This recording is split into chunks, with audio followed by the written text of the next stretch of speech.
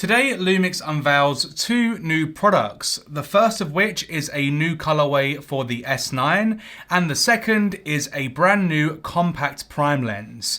Now, I'm probably going to be spending most of this video talking about the lens specifically, so let me get the new colorway of the S9 out of the way, and then we'll get onto this absolutely fantastic lens. It's honestly what a lot of people have been asking for a while. But anyway, camera first. So, the new black titanium S9 will be available from May.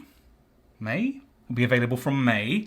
And it's got the same titanium colorway as the gold titanium limited edition S9 that came out a few months ago. You might have seen it on the channel because I did a video on it. But the difference is that the old one, or that one, had a brown leather, and this one's got a black leather. So what that means is it's going to go so much better with your black lenses, your black cages, grips, and so on and so forth. So if you do care about keeping your setup as cohesive as possible, then you're probably going to prefer the black titanium version over that other gold titanium version. I tried to shoot the black titanium S9 on a variety of different colored backdrops and sort of environments, if you like, just to show you guys how the color actually changes depending on its environment. So sometimes it can look more goldy, and other times it can be a little bit more silvery and more subdued. And of course, that just depends on the lighting and what is around the camera. But it's really nice to see that it kind of changes depending on where you're using it. I personally think that the black titanium S9 is now the best looking S9 available, and it's really cool to see the brand continue to customize on this sort of footprint. So the black titanium S9 is going to come in two kit variations, one with the black 18-40 and the other one with the titanium 18-40. Although I think the US guys aren't going to get the option to have the black 18-40 as part of the kit. I think you guys will only have the gold option available to you, and that will be available via the Lumix Direct website. Here in Europe, we're going to get both of them though, so you can make your choice based on what you prefer. And the cost for those kits is going to be £1,299. So with that out of the way, let's get on to the biggest news in my opinion, and that's a compact prime lens to go on your S9. So ever since the S9 came out, we have all been asking for more compact prime lenses to go with it. Of course, we already have the 1.8 primes and they're fantastic, but for a lot of people, they're still too big for the size of the S9. And this 40mm f2, like I said earlier, is very similarly sized to the 18-40. In fact, it shares the same 62mm front filter thread size, so changing filters will be a breeze.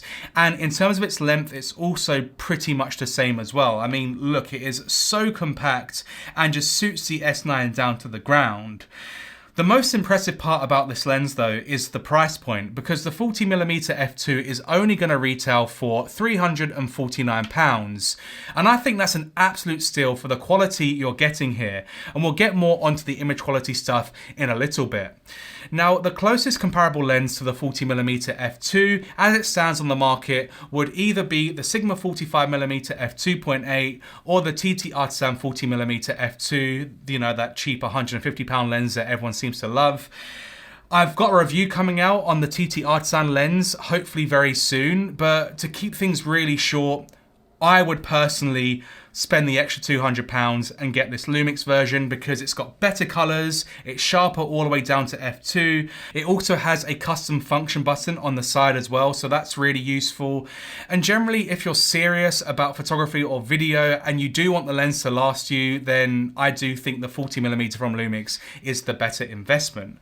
But then if we compare that to the Sigma 45mm f2.8, that lens costs around £500, making the Lumix lens seem like an absolute steal. The 45mm is of course an f2.8, whereas this is an f2, and the 40mm from Lumix is also lighter, weighing in at 144 grams. In fact, it's the lightest of all three lenses that I've just spoken about, and I think the Sigma version is around 220 grams, but that's going to be because that is a fully metal construction, and this is made of the same materials that we've seen on the S1.8 primes. Along with the custom function button, we also have your standard AF/MF switch on the side, and that is basically it. It's a very simple, clean looking lens. If you don't mind, I just want to quickly interject here and say a massive thank you to today's sponsor, K&F CONCEPT. Now there's two products that I want to show you guys really quickly today, and the first one is this blower cum vacuum cleaner product, and I use these things all the time in the studio.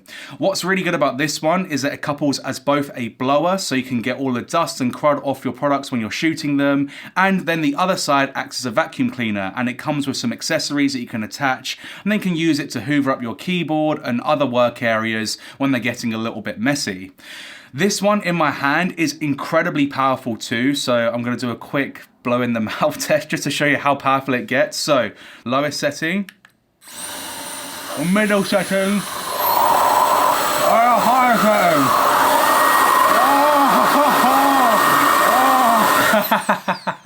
And then the second product that I want to talk to you guys about is a 4-way projection light that you can see is very, very sleek and small. The great thing about this is that it has 4 different color options. There's quarter 20s on both sides, so you can mount it however you want.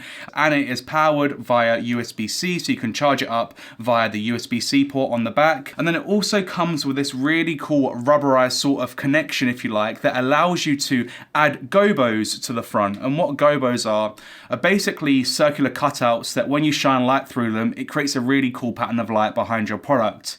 And this can be really cool for adding a little bit of texture and variety to your shots when you're in a studio environment. So both of these products are super cool. Like most K&F products, they're reasonably priced and super high quality, so definitely check them out.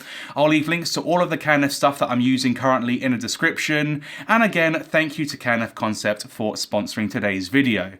So with that out of the way, let's get back to the 40mm. Your minimum focus on the 40mm is around 30 centimeters, and if we compare that to the Sigma 45mm, it is slightly worse since the Sigma has a minimum focus of around 24 centimeters, and then when you couple that with the fact that you've got the extra 5mm reach as well. To be honest though, in the real world, at least with the very limited amount of time that I've had this lens, I haven't really found the minimum focusing to be an issue.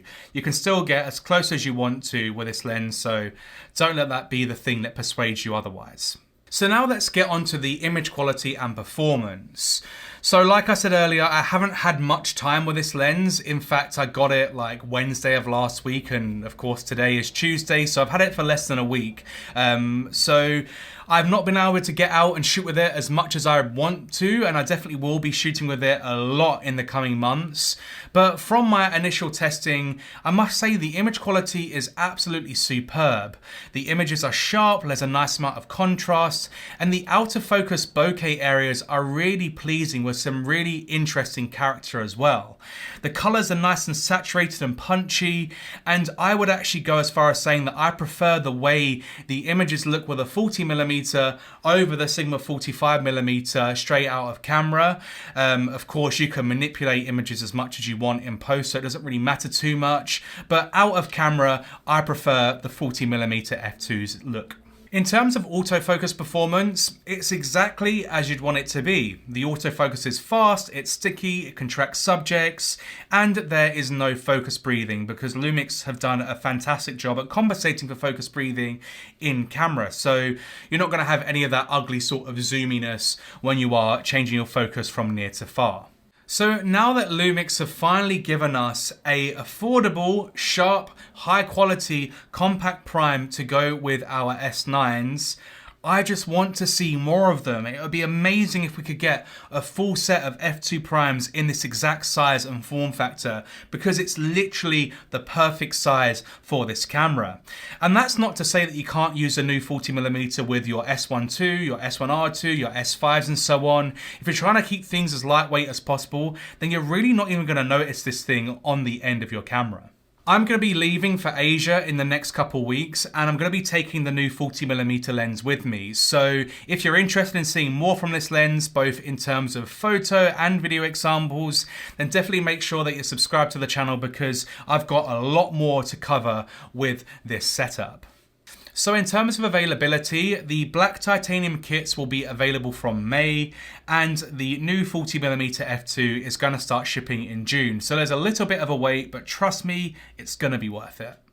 So while I was walking around Brighton, I noticed there was this other guy using a Lumix S9. And of course, for me, that's a rarity here in the UK. I don't really see many people walking around using S9s. So naturally, I got quite excited and I ran up to him and was like, "Oh, sick, you're using the S9, cool." We got chatting about what lens he was using and he was like, "Oh, what lens are you using?" Meanwhile, my camera's behind my back and I'm like, shit, because I realized that I've got a pre-release lens on the end of my camera. So I had this awkward exchange where I ran up to a guy, been like, "Oh, you're using an S9, what lens are you using?" And he's asked me the repeat question and I've not been able to reply to him. So if you're watching this, mate, I'm really sorry if that was awkward. I was just really excited to see another S9 user. It was a 40mm f2.